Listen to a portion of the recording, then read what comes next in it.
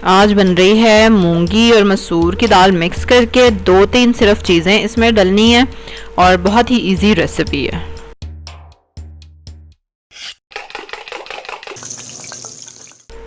अस्सलाम वालेकुम, welcome to love to cook. You can do it the best place for easy cooking.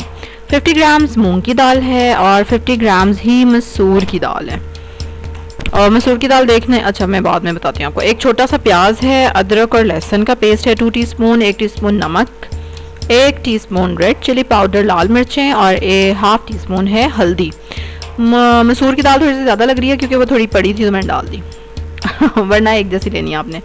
और इसमें 1 tablespoon butter या देसी घी डालूंगी मैं एंड पे सर्व करते हुए।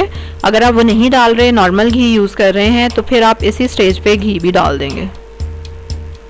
अब इसको रख देंगे चूल्हे पे और इसको उबाल आने देंगे। जब बॉईल आ जाएगा इसमें अच्छे से तो चूल्हा हल्का कर देंगे और ढक्कन थोड़ा सा टेढ़ा करके रख दें या बेशक पूरा भी रख दें।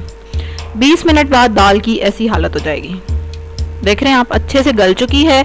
अब मैं इसको थोड़ा सा गाढ़ा कर रही हूँ क्योंकि मैं रोटी के साथ खा रही हूँ। अगर आप चावल के साथ बना रहे हैं तो फिर आप इसको थोड़ा सा पतला ही रहने देंगे, ठीक है।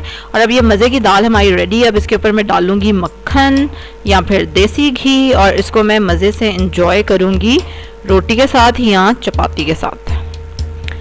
और थर्ड ऑप्शन है चम्मच के साथ और यही बेस्ट ऑप्शन है। अच्छा, देसी घी सर्दी है ना, तो वो देसी घी देखें अभी मेल्ट होते होते भी टाइम लगा रहा है।